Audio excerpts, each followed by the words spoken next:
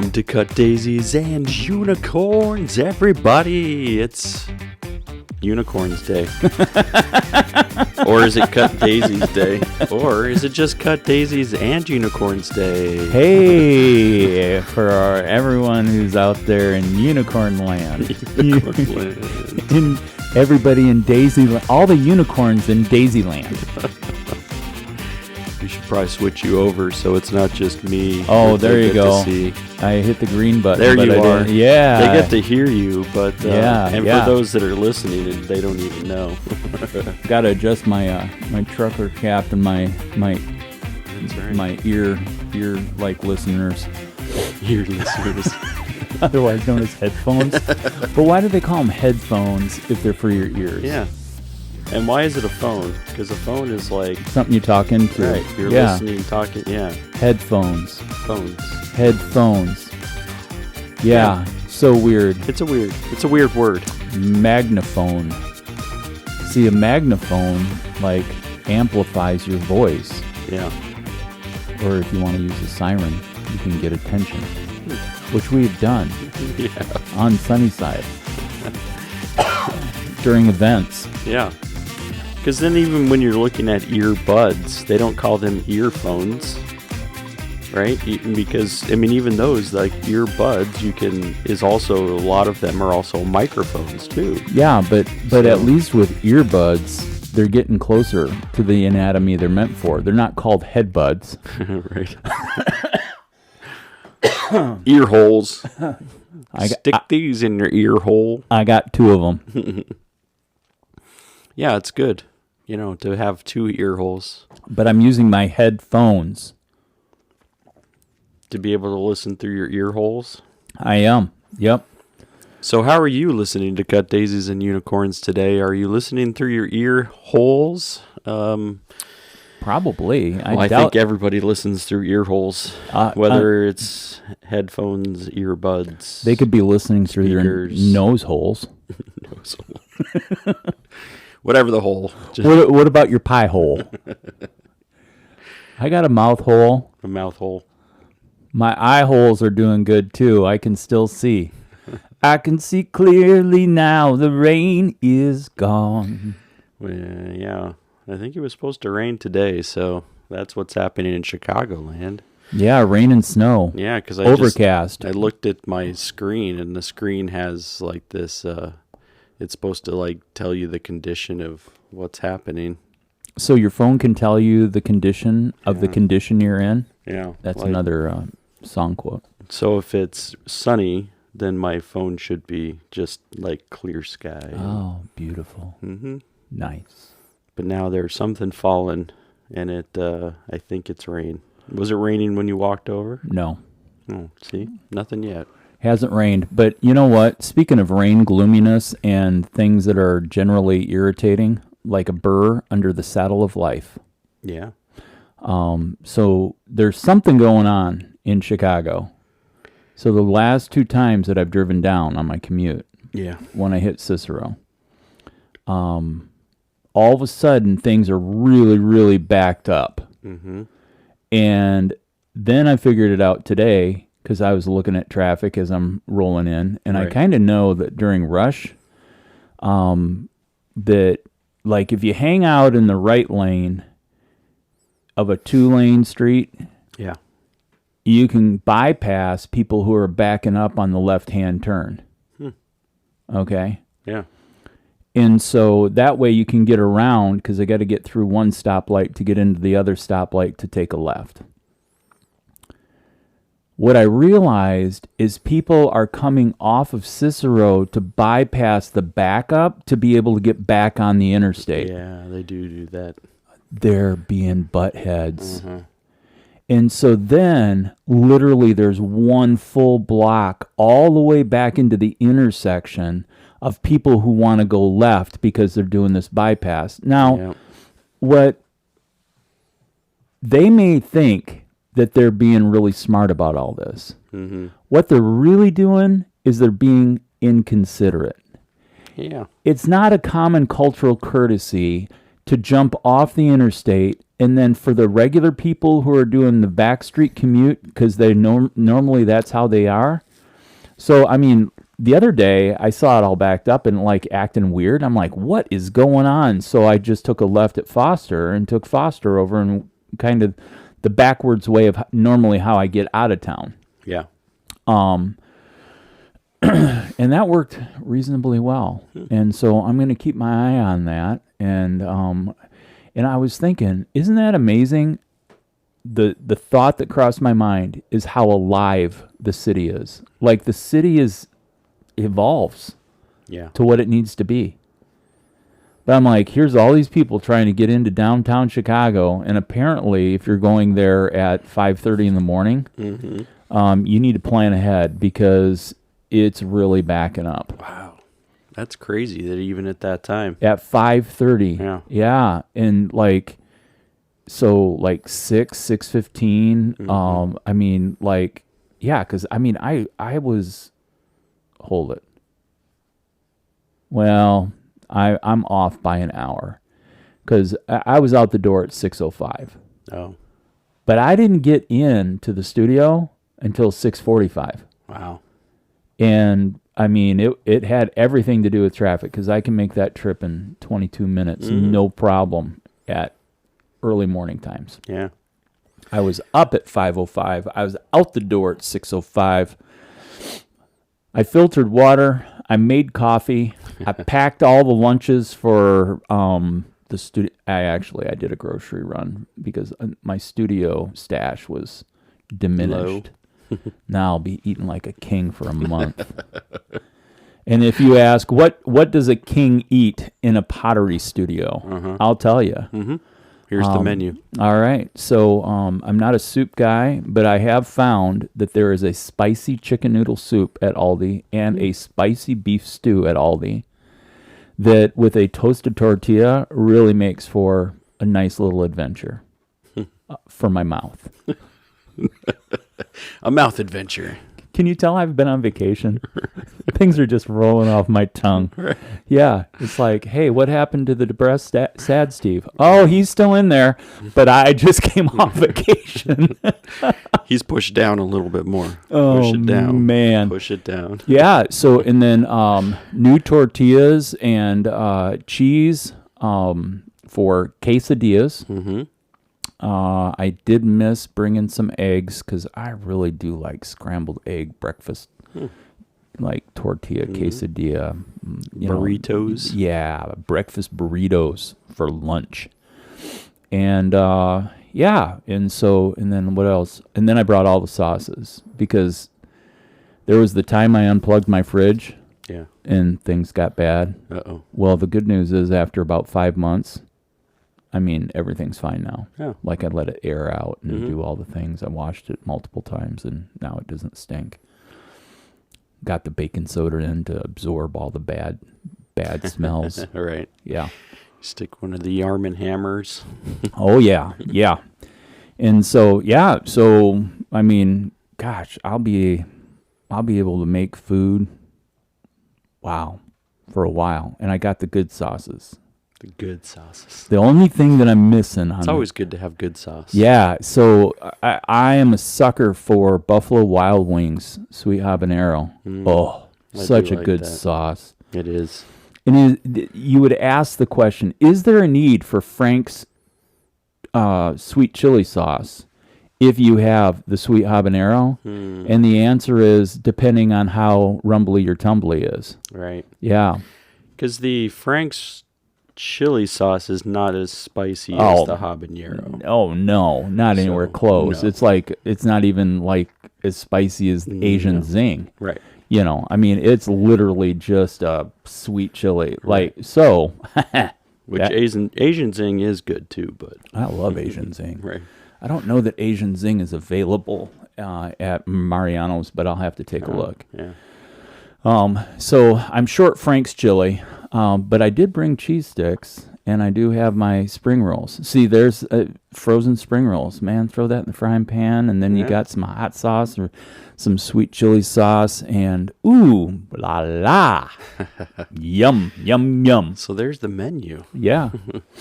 And with more things coming. I mean, yeah. So if you can tell, we're taping at 10:33, and I've been up since 5. Yeah.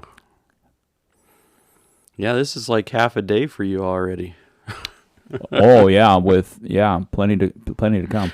Yeah. Actually, though, you know what? Here's the deal. There's times in life where life feels like work and you're not even working, right? Yeah. And then there's times in life when you're working that it doesn't even feel like work. And I think one of the keys to all of it is figuring out how can you maneuver through life so that even when you're working, it doesn't feel like it's work. Because, I mean, it's all work. Yeah. Okay, so dirty bathroom, what do you got to do? Work. You got to clean, you got to clean the bathroom. It's true. All right. You got dishes in the kitchen sink. What do you got to do? Well, you have to hand wash them. I have to wash them. Yeah. So there's that. Right. So what is that? That's work. Are you getting paid for it? No, but you got to do it. It might be filed under what the kids say is adulting, or it could just be responsibility, or as we were talking about earlier with these drivers. Is this a common cultural courtesy to purvey and survey your environment and surroundings and say, oh, I need to lend a hand here for the common community? Yeah. Well, speaking of the traffic, what I noticed when I've been on the freeway recently is, and I'm sure this has been going on for a bit, but I'd never noticed it before, but people are using the shoulder all the time now. There's cars going on the shoulder and just flying by. It's dangerous. And I'm like, wait a second, like you're not supposed to use the shoulder that way. It actually says that you're not allowed to follow buses on the shoulder, which would be kind of a sign that would say, don't go on the shoulder. Yeah. Don't follow buses. The buses can use the shoulder unless the sign says, this is no longer a lane that can be used by buses. Yeah. There's that sign too. Oh, yeah. Yeah. But I'm like, so I don't like it, like I'm always like, well, what makes you so important that you're like, oh yeah, there's probably thousands of cars on, we can just pick the Kennedy, right? And there's thousands of cars sitting here on the Kennedy, but I'm more important than any of the rest of them, and I'm going to use this side to be able to get by you. Yeah. Like, what? Yeah. What?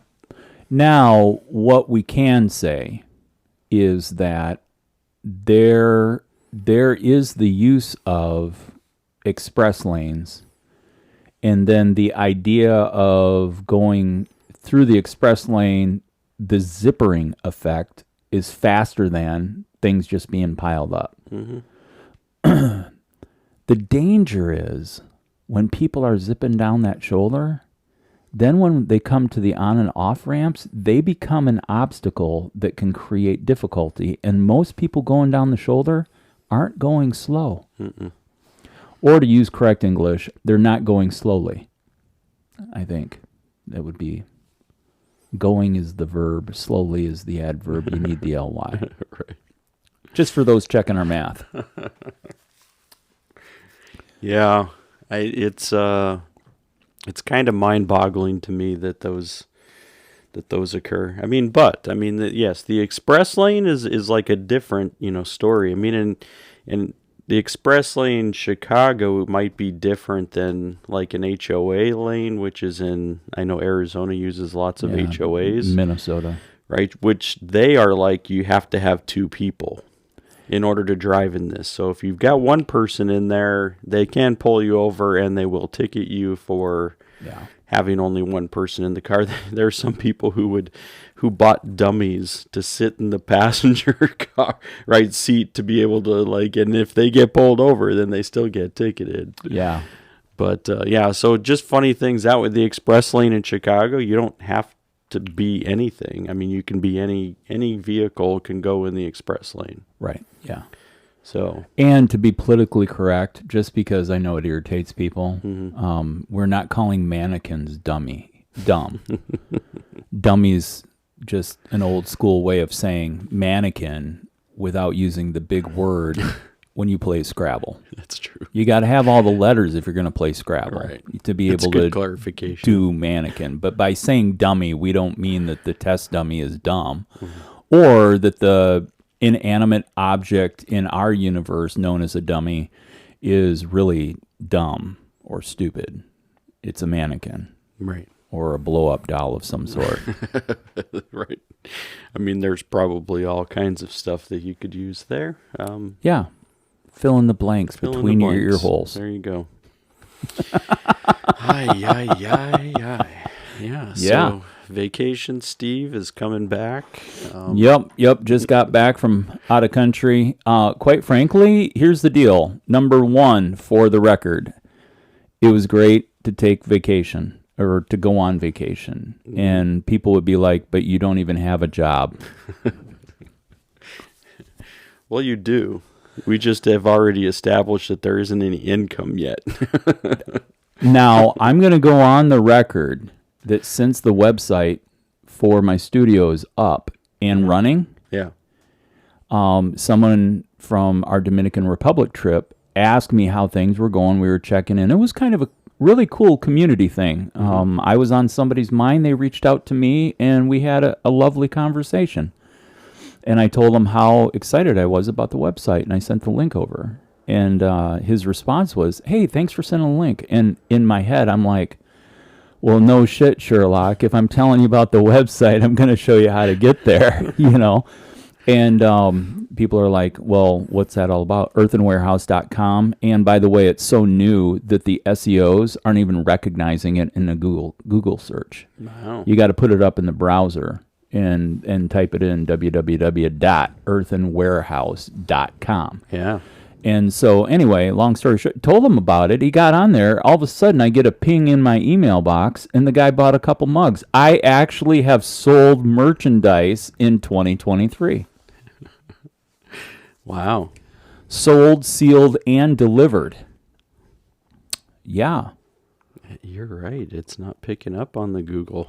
No, it doesn't. Huh. Yeah. And so, like, since I'm talking and my phone can hear me, Google, if you can figure that shit out, that would really be great. But I'm gonna talk to the web developer, and we're gonna see about doing some things and getting that. I think it just has to do with the amount of time it's been on the interwebs, and I've had other content and stuff been there longer. So anyway. But what I will say is that look, there it is. There it is. Oh, here we can. If you're watching on at home or on YouTube, I'll put this on the screen. On the tube. Yeah, E over W, because E next to W is ew. Ew. So Earthen Warehouse, yep, there's a shot of my early stages of bisqueware getting ready, and if you scroll down, there you are. There's me from a photo shoot probably about 5 years ago. And look at, she put a scrolling sign, bestseller. Now, what that is, for those who are looking at the video, is those are 4 of the clay bodies that I'm using. And what I did is I made 4 slab bowls so that I could have that as a reminder when I'm glazing what the clay body is going to end up like in the final fire. The one that's not there is the really dark brown. And so I think I'm going to eliminate, I don't know, I kind of like that buff color on the top. And then the one on the bottom is a really, really great, like tanny brown with iron oxide little flecks and specks. And it does really cool things with the glaze too. So yeah, white Very porcelain, cool. Brooklyn red. Those are the things. And then, then you have the different things that you can go. Collection. Yeah. Bowls, mugs, vases. Yep. And bowls. Sculptures. Yep. And I've got vases and sculptures in that section. And what happens if you go further down? Subscribe. Yeah. You can sign up for the newsletter, which I'm not writing yet. I was gonna say, do you have have you put together? So you'll just compile the list of emails, and then you'll be like, hey, every once in a while. Yeah, and I think that what ends up happening is we create a secret link, and then I'll put like promotional pieces or like special pieces or a special discount. Like, hey, if you're on the newsletter, by the way, you can use this discount code when you go to the store, and you get 10-15% off because you're a part of the newsletter. So my developer Nora, she's working with me. I got we're going to do a launch of the website. I told her April 1st, but launching on April Fool's Day seems like a really bad joke. And so then with that, it just moves into a place where I'm thinking tax day. Like, hey, if you don't know what to do with your refund, check out this site, kind of thing. And that gives me, I'm currently firing stuff in the studio.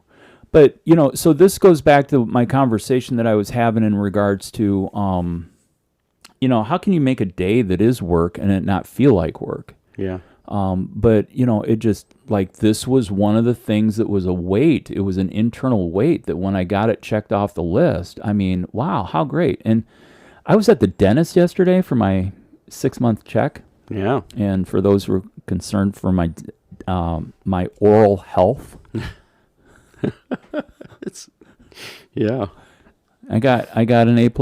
Nice. Yeah. This is like, I think the longest stretch of time that I've gone without cavities. But I will say that I'm going to the dentist more than I've ever gone before. So that whole cleaning thing, apparently it works. So the importance is don't follow my advice or my example. I don't know. I don't like dentists. Like I'm not against their person. Like, it's not a personal thing. Yeah. It's just like, So you might know people who are dentists that you're not saying that you dislike them as people. You're saying just the dentist institution. And I really don't have anything against them for being dentists. Yeah. It's like a phobic thing, and it hasn't turned out well for me on so many levels. And so, there's that dark brown that's not in any of in the bowl pick. And so, but so I got on it, and like a blue bonnet, got that mailed out, shipped, and so tomorrow the delivery is happening to the first purchaser, the person who bought the stuff. I'm not really sure what is that. Pop-up suitcase sales. Oh yeah, special appearances. So it's a site where I was like, hey, when I start doing like different art shows and things like that, then I can be able to put that in, and then looking up for the ability to be able to say if I'm doing a pop-up, like, because I could take a couple tubs of like pottery into Des Moines, and I could set up at Fontenelle Supply Company as a pop-up, kind of thing. And I think that would be appealing to people that I know in Des Moines. Right. That, and if I do that twice a year, that could be beneficial. I'm working all the angles. Yeah. Yeah. But you won't believe this, good. dude. I mean, like, I literally then went to pick up pizza last night, and the owner of the pizza shop put out word to his help. The next time Coble comes in, tell him I need to get a hold of him. So I have an appointment on Friday for doing plateware and some of this stuff for a pizza shop. Wow. In my hometown. It's cool. That is cool. Like, literally this guy had his assistant manager be like, hey, when's the last time you saw Joe? I'm like, it's been months. I said, but I'm being faithful here. Like, he goes, no, dude, I see you like every week. I'm like, yeah. I said, see you. But I said, we shifted our day when we normally order pizza. And so it's usually when it's on the days when Joe's going home early or he's off, And so we used to do it for Friday Eve, which is Thursday, and that's when Joe's back in for Thursday's basically his Monday, and he goes Thursday through Sunday, and it's lighter on Monday, and then Tuesday light, and blah blah blah blah blah.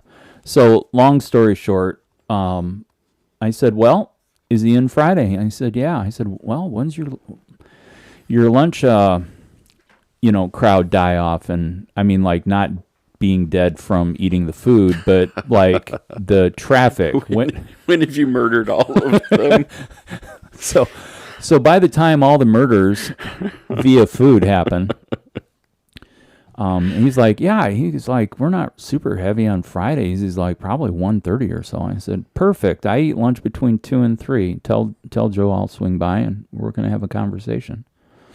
So I got this schedule worked out. Domestic Tuesdays are still a thing. I'm doing Mondays, Wednesday, Thursday, and then I'm using Friday. I figure if I don't plan for how I'm going to take care of the business side, then when tax season comes around and all of the stuff, I'm going to be in a mess of hurt. So I think currently every other week on Fridays, then I'm dedicating as home office day. And then that way I can catch up on other stuff. The other things it does is it puts me with the internet for our Cut Daisy stuff.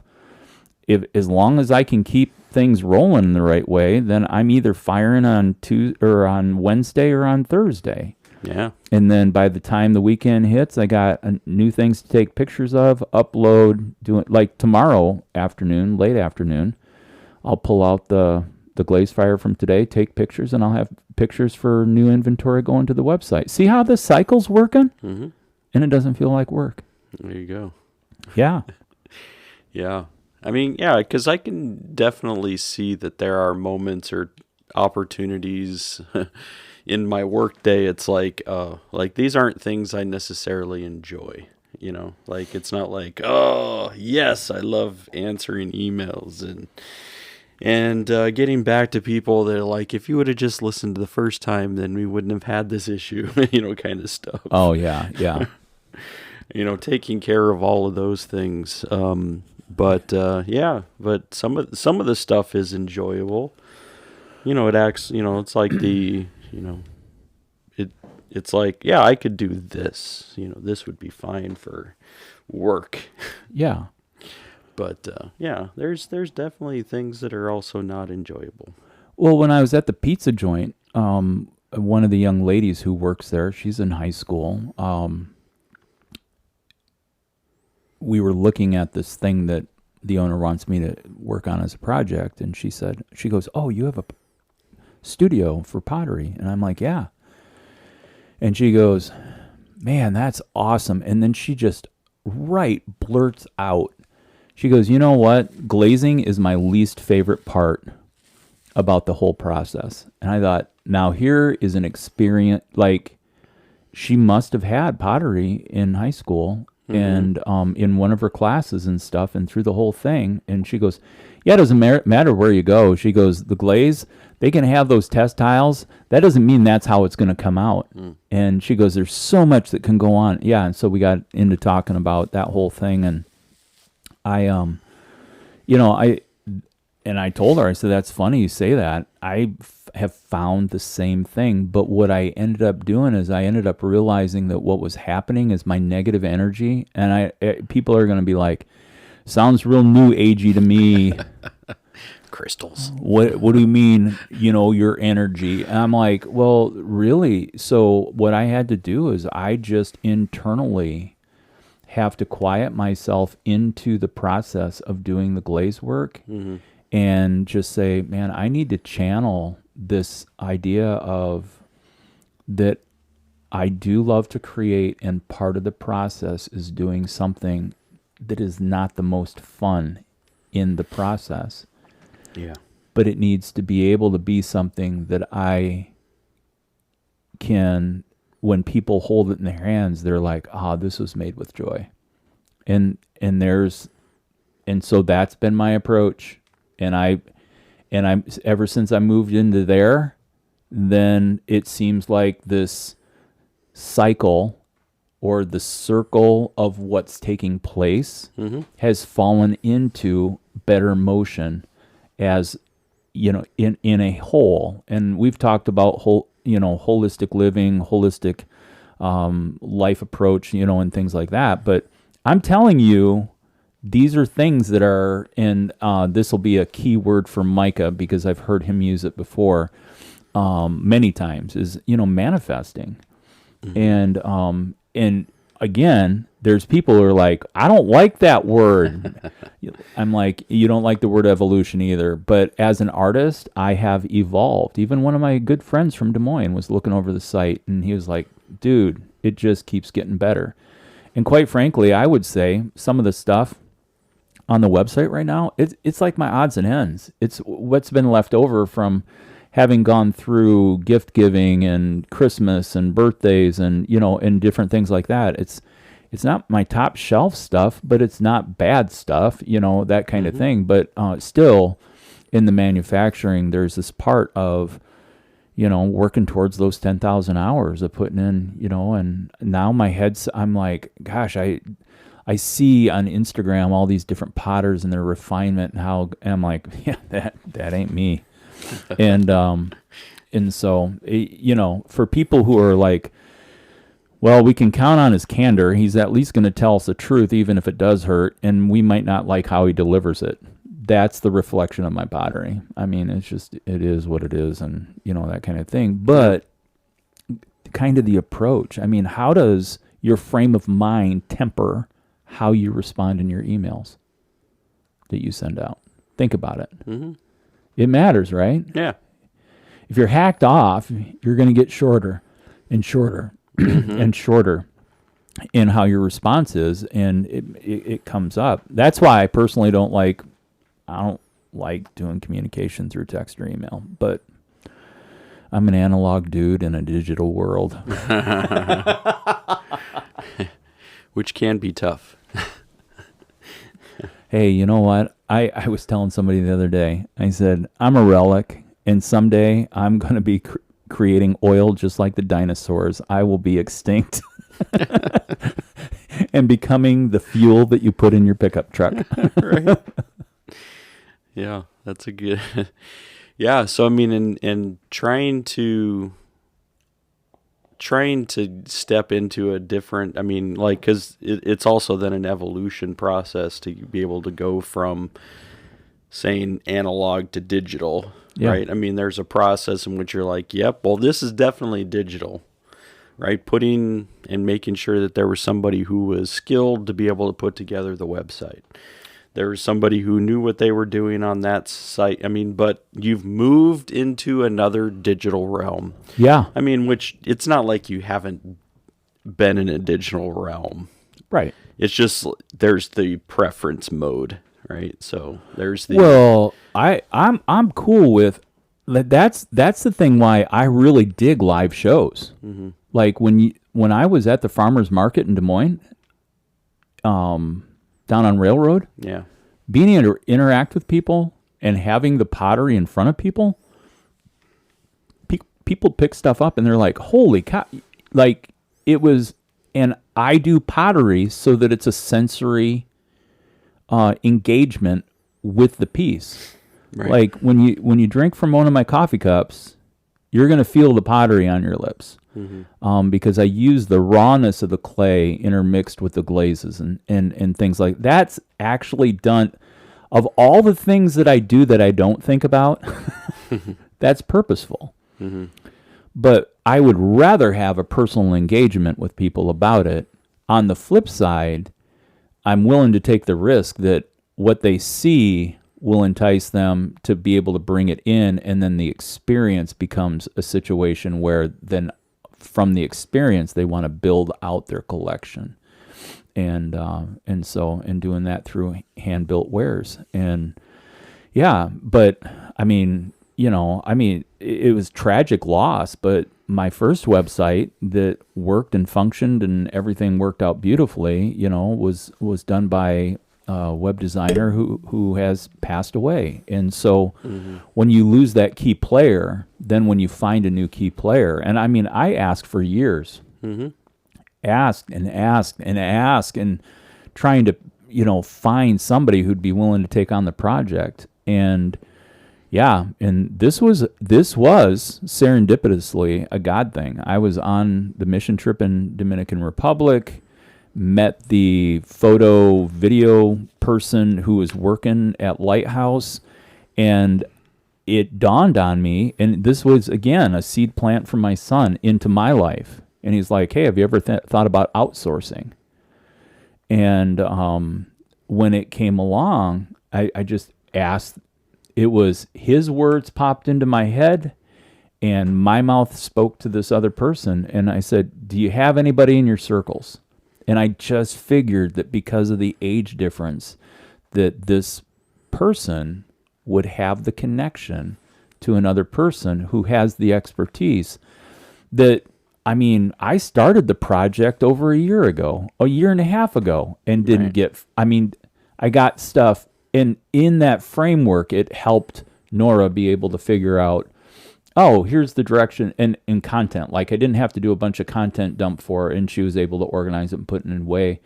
And anybody who's been on the site are like, hey, this is slick. This works out well. And so, it's very clean. Yeah. And we don't need a lot. I just feel like after 3 years of grinding out the renovation and working through and getting stuff going, that I'm like, now, and there's a lot of travel behind me, which I completely enjoyed, all of the trips. But what's in front of me is, where do we go from here? It's like, no, now it's time to get down to work. And so, but I catalog stuff. I know, like, in production, and actually what I did is I blew off the dust on the kiln project. So now that's what's going to happen in the next 3 weeks, because I probably have 2 more fires after this one. Yeah. So the next 3 weeks is a balance of me rewiring the elements into this kiln and getting this big kiln, and then starting testing on the big kiln. Which is really cool, because I got the 2-leg electric system installed. So now, while one kiln is cooling down, I'll be able to shut it off, and I can be able to do a test run the next day while I'm waiting for the one to cool down, and kind of bounce back and forth until I feel comfortable about that. So all while continuing to create. Right. But that's the cool thing. Now that I have these other things emptied from my mind and I'm not carrying it with me, now some of the creative ideas are starting to pop into my head, where, like, 2 months ago, I'm like, why isn't there anything new in my head? Well, you know why? Because what I was carrying around with me were the necessary steps in the process that needed to occur. Yeah. And once that cleared, guess what? Now the creativity's flowing through of, oh, great, doing this. So we'll see how my first corporate account goes. I don't know that I'm really good for corporate work, but if they are cool with how things come out individually, we'll see how it goes. So you're just bringing some examples? Is that, here's some ideas, or? See, this is why we get along, isn't it? Yeah, because you're thinking ahead of the curve. That's what I'm doing right now today. Is I'm picking through. I'm going to take gifts, so that the owner can have a coffee mug of his own to be able to put in hand. I'm purposefully not taking him 2 mugs, so that if his wife wants one, he has to buy one. Right. And then I'll take a couple pieces that I'll probably take the bowl set to show him the different clay bodies, but I think I know which clay body he wants based on the project that he was looking at. And actually, I was thinking about later this afternoon throwing a couple pieces that would come close to what I saw. And technically, by Friday at noon, it should be bone hard. And so, like, he'd be able to handle it and see the size. And I'm going to work on 3 different sizes because of shrinkage. And all of that. And then start working through. I got some other research to do. But that's the cool thing. We live in, here's where I'm an analog guy in a digital world. But you know what? I've got a list of YouTube videos that I need to look up and watch. I'm really trying to be more purposeful in my life with the media.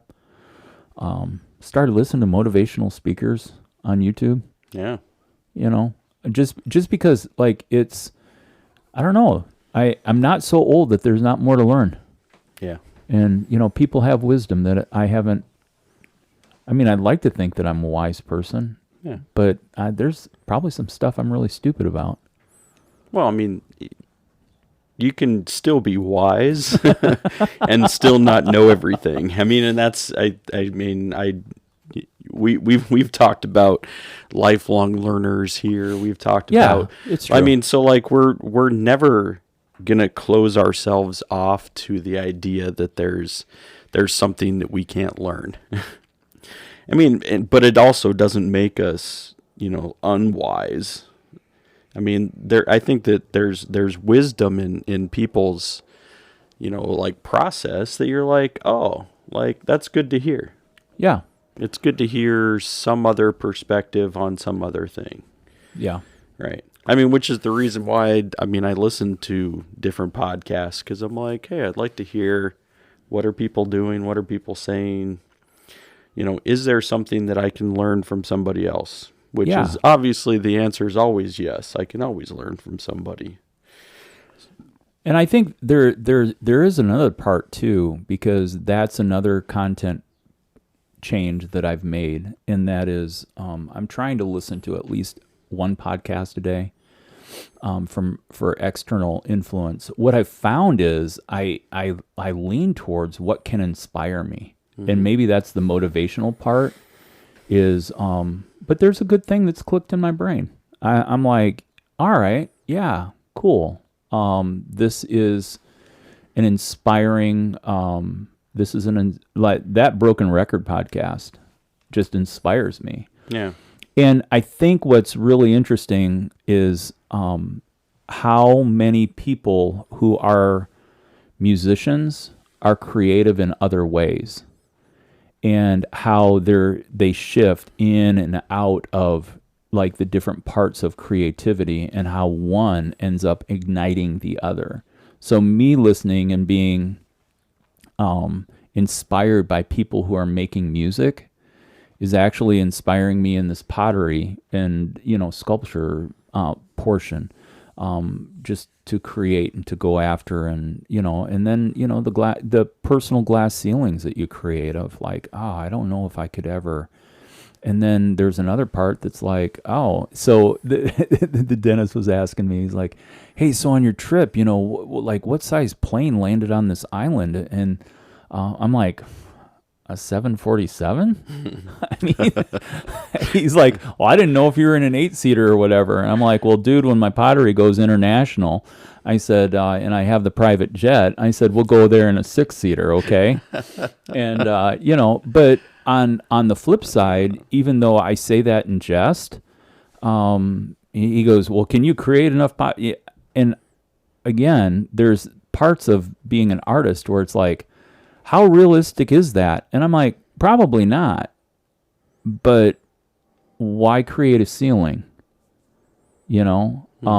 Again, and I'm quoting Micah today, probably more so just because in my conversation with him this last weekend, we had great conversation, and but he was even talking about, you know, like you end up being limited by how you limit yourself. You know, and so like there's this part of why, if all of your goals are attainable, are they really good goals? Yeah. You know, and so what's keeping you from setting goals that are a stretch? And so I don't have to. I literally do not know how many bowls, plates, coffee mugs, you know, I don't know how many of those I can create in a week. I don't think I've tapped out on my limit of increasing the efficiency in my production. So I have no idea. I know what it took for me to get the 130 pieces that I'm firing right now. But sky's the limit. I like right now. My approach is sky's the limit. I haven't reached the end of, what, and so like, what is it in a personal goal to our listener? Like maybe if you're in the first third of life, are you really setting stretch goals for yourself, or are you skating by, punching the clock? Now my next question is, does it feel like work? Yeah. But I think you when you go back to goal setting, I think that, when you're looking at a tiered system, so when I'm working with other places, nonprofits, churches, whatever, for them trying to raise money, right? So they've got a goal in mind. They know that this is, like X amount of money. So when we're looking at it, and they're like, so what can we expect? Like, well, I mean, here's the typical, right? So we can say we're fairly certain that this is the amount of money that you might fall into in this range. But I always tell them also, like, what's that next level? What's another mid goal that we can be thinking about? This one, fairly certain. 90 to 100% sure we can fall in this range, absolutely. What's that mid-range goal, and then what's that stretch? Yeah. I mean, and so we're always shooting for all of it, right? We want to raise every single, it doesn't take any money out of anybody's pocket. If you raise all the money, cool, you got your project, let's get it done. Right. But if you're, and that's way stretch, is to do the whole thing. But like you're saying, so we have this tiered system. But I think even going back to and working with other churches on vision goals and being able to say, all right, so here's our vision for the, like, you should always, I think, always have a goal that you'll never attain. Like, it should be so big that you say, yeah, we'll never get there. But it doesn't mean that it shouldn't be something that we're trying to set after, like, that's the direction. Yeah. That's the goal. Yeah. And somehow we achieve that every, whatever. Like, hey, we achieved. Well, did you? I mean, because it should be so big that you'd say, no, there's never, like, we're never going to see an end to that. Yeah. Until it's the end. Yeah. Right. So I think that, yeah, so when you're looking, so, and that's like the difference between, setting goals for fundraising or setting goals for, this is our vision, we're trying to carry this out. And something there should be like so big, right? So you look at Earthen Warehouse and you're like, what's a goal that can never, like, I'd like to have an Earthen Warehouse piece of pottery in everybody's kitchen, in Chicagoland, so we're looking at 10 to 12 million people. Whoa. Right. So you're considering, hey, so what would it look like to make sure that everyone had a piece of pottery in their household from Earthen Warehouse, right? So that's a giant goal. Yeah. Like, to be able to achieve that is going to be, would be out of this world. You say that and I start singing, I'm leaving on a jet plane, don't know when I'll be back again. Right. No, I mean, John Denver song, by the way. And to your point, I mean, now the thing that pops in my head is motive. Why would I set that goal? Right. Obviously in a church that you're working through a stewardship or a financial goals assessment, and things like that. But, then there's a part of motive and, Absolutely. Yeah. And motive should not be passed over, right? Right. I mean, and so I'm not saying even that Earthen Warehouse, that's going to be your goal. I'm just saying, like, and you would consider it then. So you would say the creativity that was in you is now outside of you, and you want to be able to share that. Well, and this comes into, I think it's episode 7 of Daisy Jones and the Six Oh, yeah. when she's in Greece Uh-huh. and getting right ready before her nuptials. Right. And she has the conversation with the Greek poet who was an award-winning poet but no longer published poetry, Yeah. and said, well, my door's always open. Come over. I'll read you my works. And then Daisy and Simone were like, what's the purpose of creating if no one can take it in? You know? Yeah. Which moves into a whole nother thing of, and I would say you actually tap into a really great thing for people to ask themselves is, what is in you that has to come out? Mm-hmm.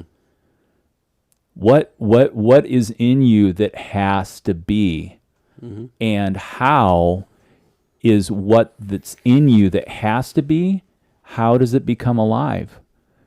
You know, and so, you know, if a tree falls in a forest, do you hear it? Right. Does it make a sound if no one's there? Yeah. Mm-hmm. But yeah, I like it.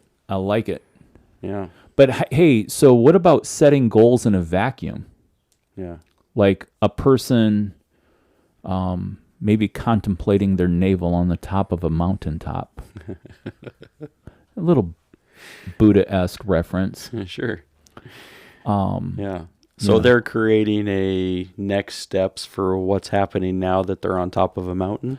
No. It's more of like, you know, is there wisdom from a collective, or is it an individual? Like, does an individual artist say, this is what I'm going to do? Or like, is it a good thing to, within community, be able to test out the goals that you would be setting? Oh, yeah. I mean, I would say there's very rarely anything that I would say is ever done in a vacuum. So, I mean, we're, as most people who've listened to Cut Daisies and Unicorns realize, that we're more community centered than we are individually centered anyways.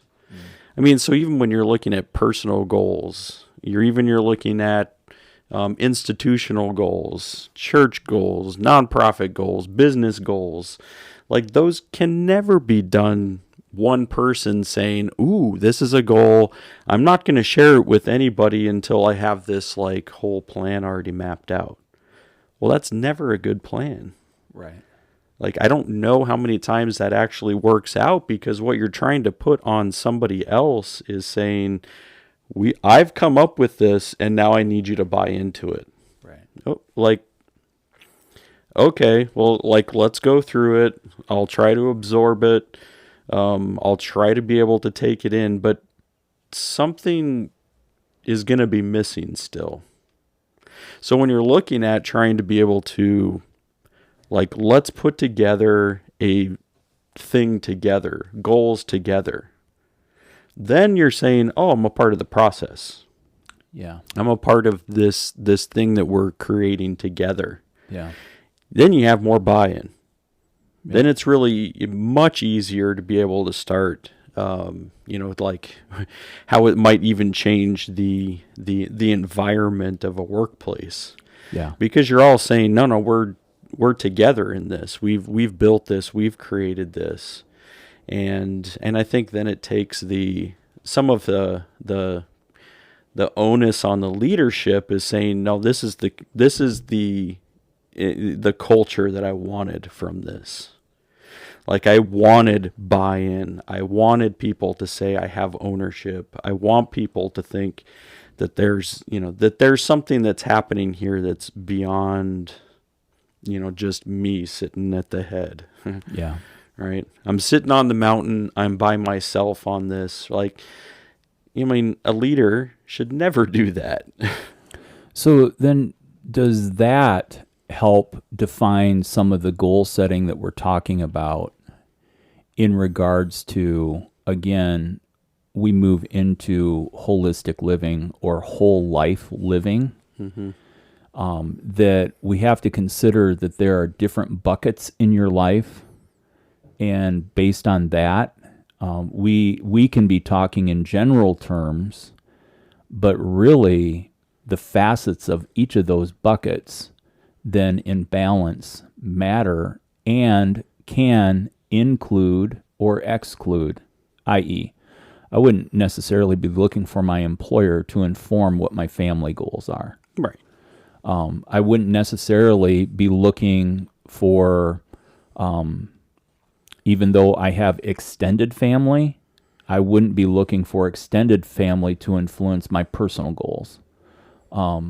Doesn't mean that they won't or can't, but like, so there's you've got work, Right. and then you've got your personal, and then you have and then depending, maybe you're an influencer at work and you're involved in goal setting, Right. and leadership in that way. Maybe at work that's not your area of influence, but that doesn't mean that as you arrive at the table that you can't have influence. Right. Just got to be able to pick your spots, in conversation. Yeah, because I even think so. Like when you're creating personal goals or personal, vision kind of thing for the direction that you're trying to head. Like you always want to even try to run that by somebody, right? Here's a close advisor, a friend, somebody within your relational circle that you're like, hey, do you mind if I run these by you? Because I want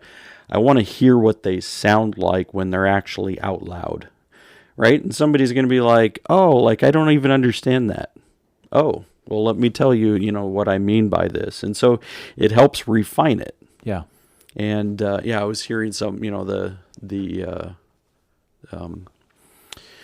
ancient wisdom coming from the scriptures, right?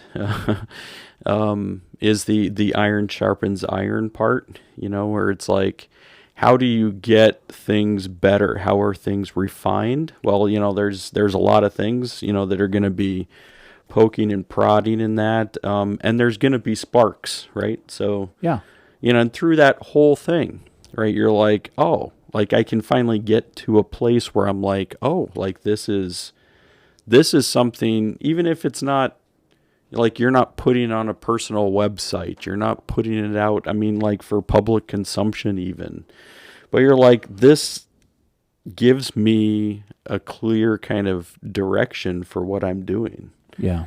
And a lot of times people are just flying by and they don't have, I mean, they're not necessarily thinking about direction other than, oh, well, maybe I'll go for that promotion at work, or I might do this instead of, whatever. But if you think about it, if you put something out there, I mean, that goes towards like manifestation too. So well, but okay, vision boards, and this is why we stumble on this topic in regards to life. That I use the word manifestation, and really it could be also said goal realization. Mm-hmm. The semantics of that, I mean, I can come across mystical with it, or, as far as like, if people want to get like anti-PC on me and go, well, it's just a bunch of new ageism. Well, no, that's not the spirit and how I'm trying to say that, like, you can use the word evolution and talk about personal development. Or personal transformation. Yeah. Come on, people. Let's get over ourselves in regards to the English language and what's being said. And they're like, well, yeah, but the connotations are this. No. Everybody just calm down. We're using terms that paint a picture because we're using our mouth holes to say words. And so, based on that, you come back to how are we supposed to stay in kindergarten for our whole lives? If a child doesn't develop in the way that there are societal, systematic goalposts, or like progression points. Yeah. then we're like, well, what's the matter with the child? Mm-hmm. I mean, you look at health charts when Right. children go in for their 1-year check, for their 2-year check, for their 3-year check. Yeah, the developmental. They're looking at physical developmental. They're looking at motor skill developmental. I mean, and ultimately, when they mark off the chart, well, oh, this person's at this percentile, and this person's at this percentile. Ultimately, what they're doing is they're just using markers to see that healthy growth is occurring. Mm-hmm. All right, so maybe that becomes then a factor in how you're able to have a criteria to be able to mark whether there's healthy growth. And then I think as humans, we have to ask ourselves, am I in a place where I'm growing in a healthy way? Mm-hmm. And that doesn't happen until they put me in the dirt and I become motor oil. Motor oil. Well, it's the series of infinity. I might just as well bring it back to dinosaur bones and be in fossil fuel.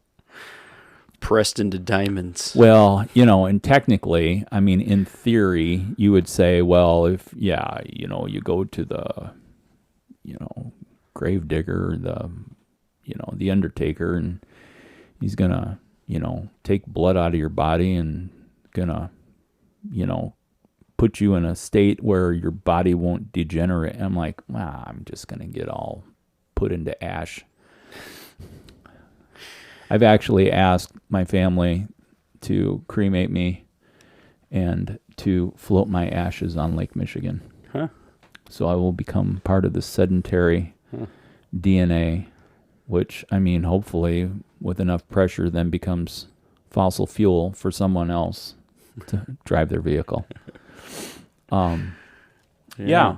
Fuel for life. That's Yeah. what you want to be. but in taking a look at what am I growing into? What is healthy growth? And this is what I'll tell you. My professional development, my professional pursuit, my professional growth at this very moment and stage didn't go anywhere until I took an inventory of my own personal growth. Mm-hmm. As I shifted in my own personal growth, having come through the pandemic, then that's where my professional growth then started to be able to bring forth. I can call it fruit. I can call it, whatever the actions equal production, kind of thing. And I think another thing, if people are like in a place where they're like, I'm stagnant, I'm not growing in a healthy way. I'm in a regression mode. That's probably another word we haven't used yet. And do a personal assessment in regards to that. Then you can start asking questions. Okay, what's leading to, what is the equation, mathematically speaking, that leads to, what's holding me back?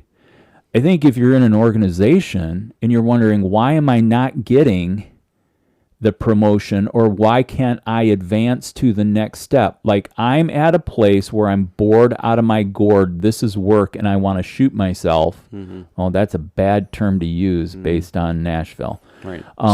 Scratch. So I'm at a place where I want to poke my eye out. There you go. And, much better. Because I'm so bored, because I'm just doing the same thing that I've been doing. I would ask this question: have you been doing that thing for over 3 years? If you have not been doing that thing for over 3 years, then you entered in at a level below your capacity. If you're bored and you've been there for longer than 3 years, I would say that's a great conversation with whoever your manager is. You should be able to have a conversation in a one-on-one to say, hey, you know what? I don't feel stretched. Things seem mundane to me. I can get this done. I can be efficient. Or do you want me to waste most of my day and then continue on, and I'll keep doing what you're asking me to do? Or is there a place of growth that I can move into? Is there a place of challenge What is holding me back from being able to take the next step challenge?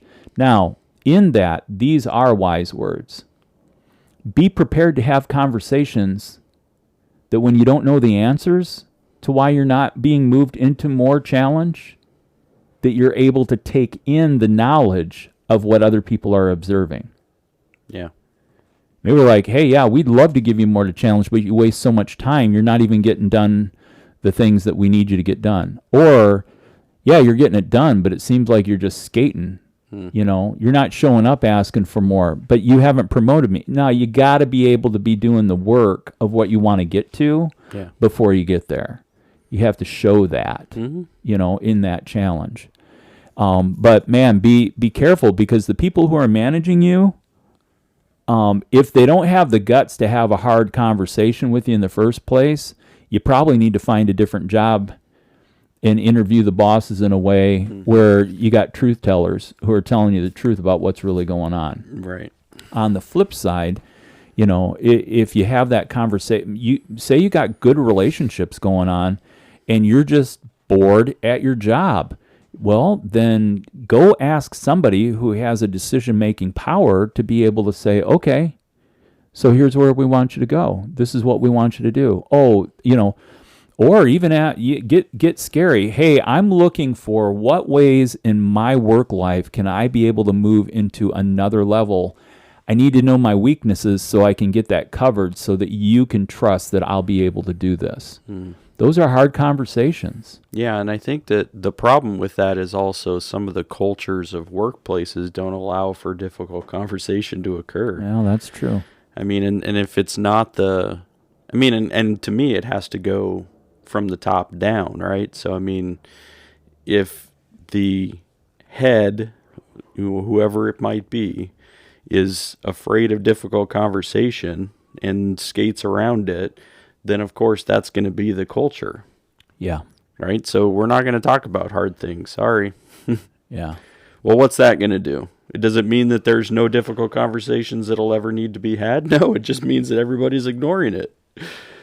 I mean, and so that's even the, you know, which breeds contempt within the organization, because people are having conversations. Right. It's just not the hard conversations, and people are talking about the conversations that aren't being had. Right. And then it's the passive aggressiveness, which is a waste of friggin' time. Right.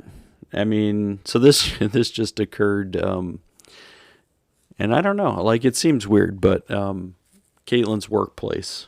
So she's in the salon. And there's an assistant who kind of was, you know, spent a lot of time complaining about the organization. They complain to other coworkers, never complained to the owner, right? Never did. But like, then they finally, like, some other coworkers were like, we are just exhausted by their complaints. And they said, all right, we'll have a conversation with them. And then they ended up firing her. Wow. And so on the day that they fired her, she came back again to the owner, said, is there any way that we can have a conversation about this? Because I don't want to lose my job. And they're like, I mean, and so in my mind, I'm like, well, isn't these conversations that you should have been having before now? Instead of getting to a place where you've now exhausted the people around you because of your complaining, that they are like, this is not enjoyable workplace anymore. Yeah. And I'm like, so, and then I guess this just happened yesterday. They ended up hiring her again. Like, so apparently they had some conversation with her and said, all right, so here's the deal. If you're going to come back, this is what we're going to need from you, and this is what we don't need from you. Yeah. But it's like, I mean, there's some boldness there, like, to even, like, why would you have made, like, you spent so much time there, and instead of talking to people that you needed to talk to, you're just, like, wasting all of your energy. You know, wow, this is so dumb, and this, you know, I can't stand it, and I'm like, but then you fought to come back. Yeah. So it just is, it's definitely a different culture today in workplaces. And I mean, I think different workplaces are different, of course, but It's true. yeah, I don't know. So I mean, it's to me, like trying to figure out.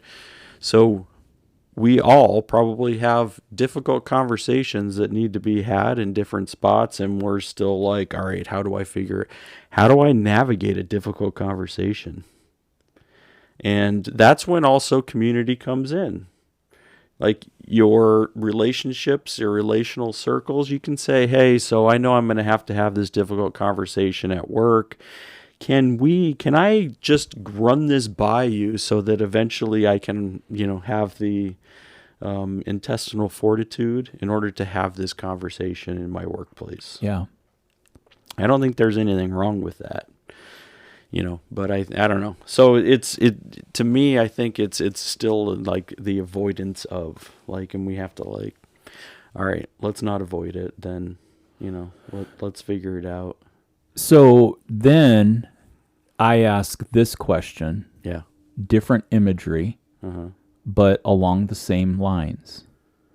A way that we can grow in our own self-awareness. Mm-hmm. We have to ask, how does our garden grow?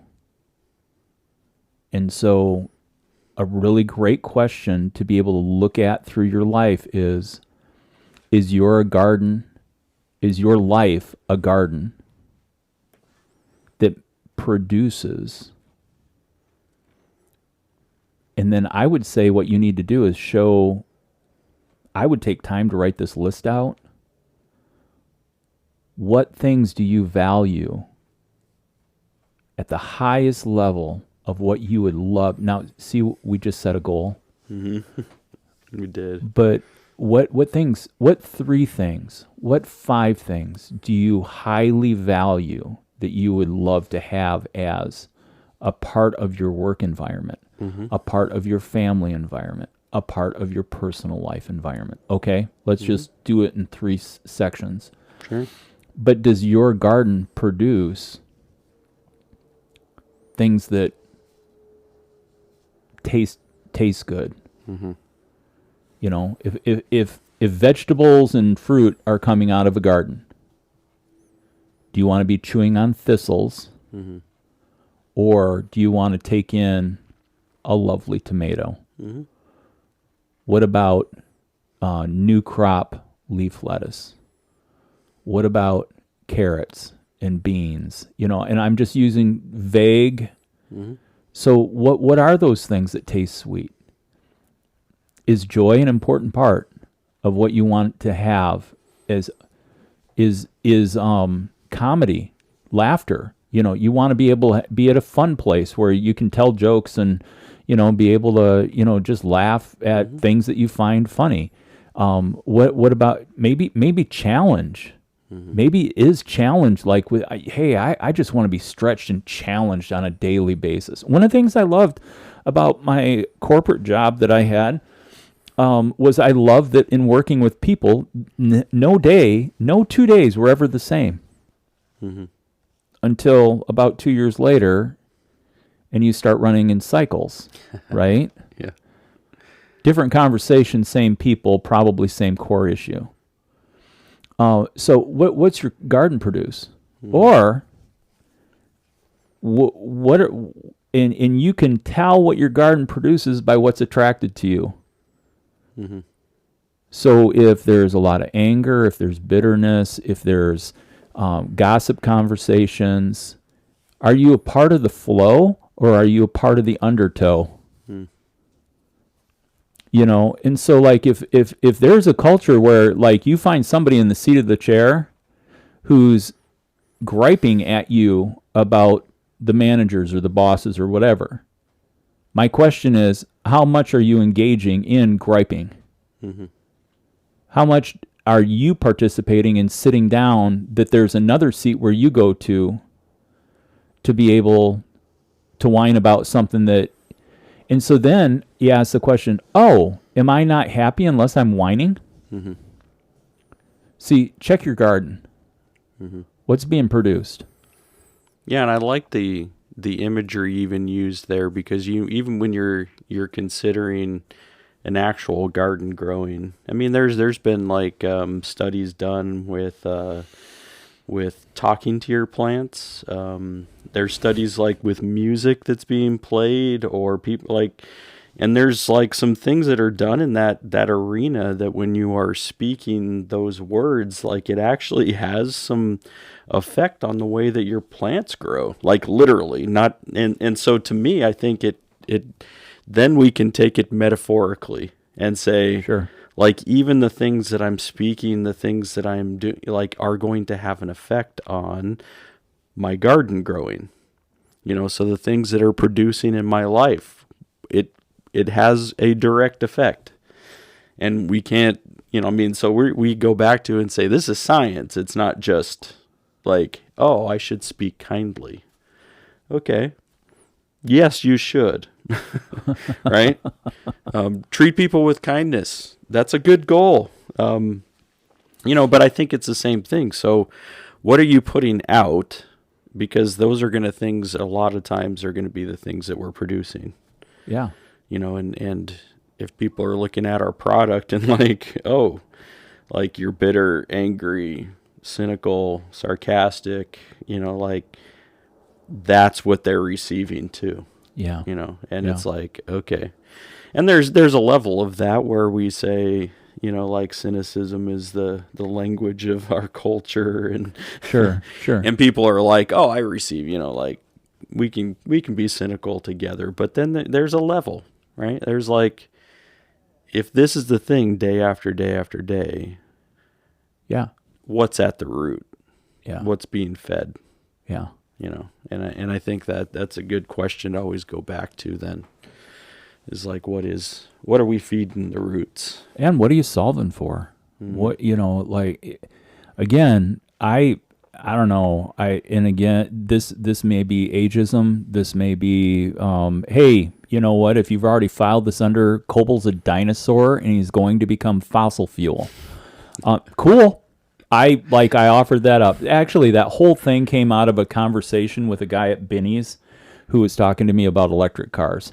And I just told him, like, you know what? I mean, I'm just not a fan, but give me fossil fuel and let me drive my truck, I kind of thing. And so, long story short, I'm coming back to that. This is a fossil fuel kind of idea, and you're like, yeah, that won't work with me. That won't work. But you know what? If somebody comes to me and they've got a gripe, my first question to them about the person they're griping about, have you talked to them about it? Well, I just needed to vent. Well, okay, cool. You got to vent. Mm-hmm. You vented with me. Now what you get to do, now this is obviously from a point of management, right? Right. Now what you get to do is you get to tell me, when will you have the conversation and talk to that person about this? Yeah. Well, I don't really need to do that. No.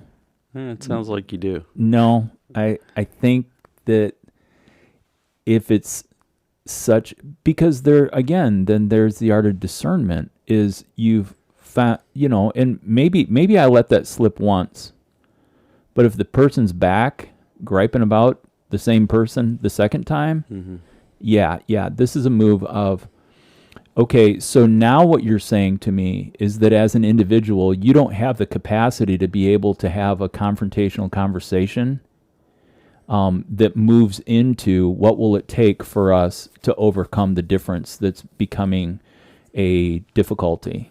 Mm-hmm. Well, now you've included me. So guess what? You either get to set the appointment, have the conversation, and come back to me, because my appointment with you is you've got 3 days. Uh-huh. I want you to come back and tell me how the conversation went. Yeah. And if you don't, then I'm making the appointment and we get to go have that conversation together. Right. Oh, no, you don't have to do that. Well, actually, I do. Now we do. The elimination of triangulation is, again, I mean, and how do you do that? No, you just, so that's where me as a person, I would have to say, is this person coming to me to complain because I'm a complainer? I've already done the self-analysis. Mm-hmm. You know, and if I've been caught in a rut of complaining or griping with the person who's griping to me about someone else, yeah, I first have to go into, hey, have I been complaining? I've probably been misspeaking as a leader. yeah. I've been out of sorts. And actually then I move into confession, where I'm just like, hey, you know what? I've actually painted this person in a wrong light, and I've opened my mouth in a situation where I shouldn't have. So I'm going to apologize to you for me taking that liberty. And let's just ask a couple questions here. Is there anything that can remedy? Well, I just needed a vent. Well, okay. That works this time. See, now I'm drawing the line. That works this time. And what I'm giving you permission is to call me out if you find me in the rut of complaining. See, now there's a flip-flop. See what the leader did there? Right. And so, you know, then you move into, but I take a look, and you know what? Go to somebody at work that you do like and you work well with, and ask them, hey, how's my garden growing? Mm-hmm. Am I producing the good stuff, or am I not? And I just think that those are like, and people are like, man, this is hardcore. How did we get from to there from goal setting? Well, I think it falls into the personal bucket. How you know, what personal goals do you have? You know, maybe you don't have any, and I would say now's the time to set them, you know, and let it be something different than what you've been doing. Get out of your rut. Yeah. Which is a recurring theme here on Cut Daisies and Unicorns, because if you don't get out of your rut, you're going to be pushing up cut daisies. Yeah, but I also think you know, when you're looking at personal too, is that you always want to revisit it. Oh yeah, right? Because you're then going to say, oh, like, yeah, this maybe you've already achieved something. Yeah. And if you've already achieved it, then you've got nothing else, right? So then you're like, okay, let's keep pushing it. Yeah. Let's keep pushing it and revisit. Yeah. Personal development. Yeah. Otherwise, quote unquote, evolution. Evolution as a person. Yeah. Yeah. Yeah. And I mean, really, there are things that just, there's so many great presents, not being present, but present, like giving. There's so many gifts that are available to us as human beings.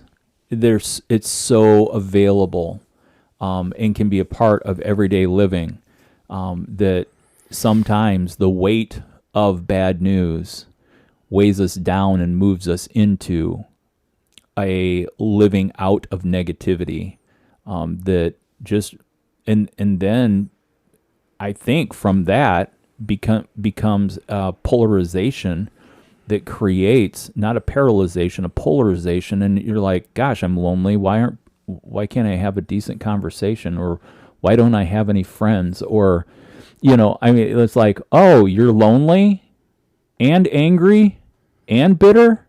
Yeah. Yeah. So what values? Like, do you want to be a happy person, or are you just happy when you're not happy? Yeah.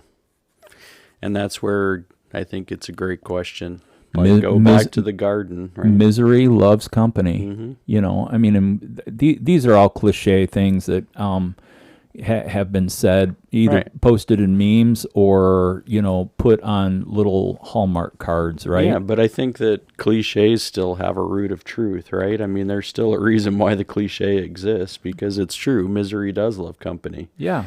So I want to be surrounded by people who are also miserable. And if you're not, then I'm going to act out in a way that you are miserable, so that we can be in that together. Be in it together. Yeah.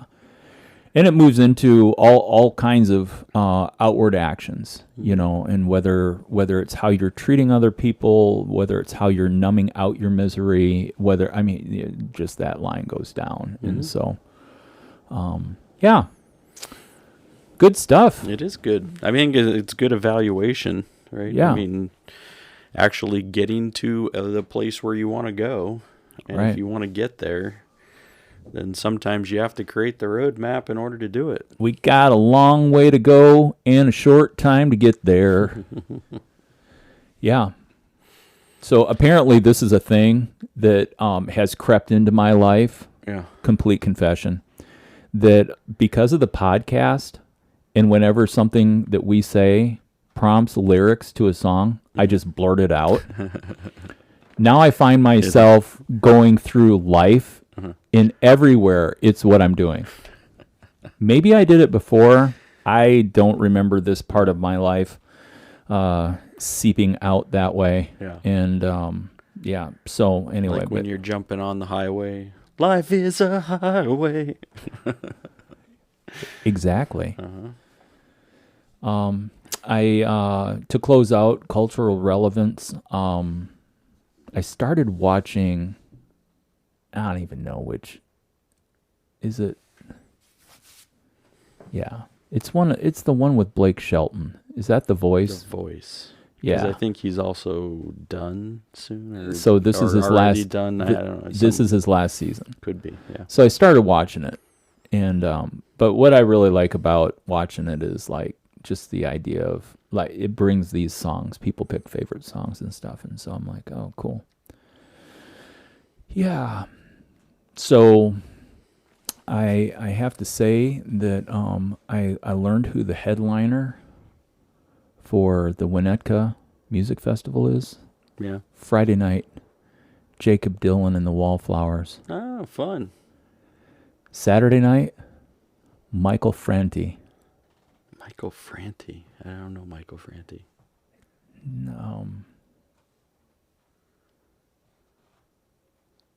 Yeah, you do. I do. I promise you do. Hey, da da da da da da da da da da da. I'm about to cut. Yeah. So anyway. Huh, okay. Yeah. So interesting. Right. And you can listen to it while you're on your porch, right?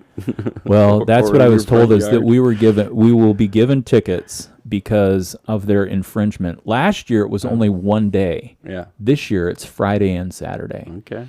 And so this is gonna be really interesting. Yeah. I don't know that it'll be cool, but it's gonna be interesting. That's a good way to put it. Yeah, because literally we can walk out our side gate to where there's a parking lot, and like in that whole back section is where the main stage is. Literally, if like there's something about wanting to prop the ladder up and see if we can walk on the flat roof garage and set up chairs to be able to watch it from there. Yeah. And I'm gonna ask if 4x8 sheets of plywood up on the roof with chairs there would be okay. I'm not sure how, but apparently we got free tickets, so Nice. I don't know. It'll be interesting. There's another thing too that I was going to bring up. We really need to talk about Ravinia. Oh, right. Brandy Carlisle's coming. Yeah. Did you see that? August, right? I don't think know what the she's on. dates are, but yeah, Brandy Carlisle. Right, yeah. Or in Amy's words, your girl. Your girl. Steve, I hear your girl singing on the radio. I'm like, I love that my girl is a woman with a wife. We're feeling pretty secure right now, Aim, right? She's like, oh yeah, absolutely. Right. Yeah. My girl, Brandy Carlisle. Yeah. She's got a song out with Miley Cyrus right now, so I'll have to listen. yeah. I'm just back into the Playing it a lot, so Okay. yeah. All right. Cool. Yeah. So I don't know, man. Yeah. I mean, life is good. I hope everybody hears that. And what we're just sharing is we're sharing parts of our experience of these short breaths of life that we've had here. Mm-hmm. And we may have taken more of them over because we have more years, but that doesn't mean that you won't have the ability to breathe the number of breaths. We're not going to put anybody in the ground over this. Right. But take a look, and hopefully you got a little vibe, little energy for what's going on in Chicagoland. Right. Where the unicorns are many and the cut daisies are beautiful, if only for a few days. Putting in a vase. Allowed to drink the nutrients from the waters. Slurping the water of life until they wilt. Yeah. Yeah, that's a good way to put it. All right. It's a good statement to end. Well, Slurping the water of life. Slurping. Until it wilt. Slurping from the waters of life. Hashtag So go out there and drink life. Drink it up. Drink up life. cutting daisies and pushing up unicorns. All right, everybody. You have a wonderful day, night, evening, morning, whatever it is you're listening to us. And we'll see you next time. Peace.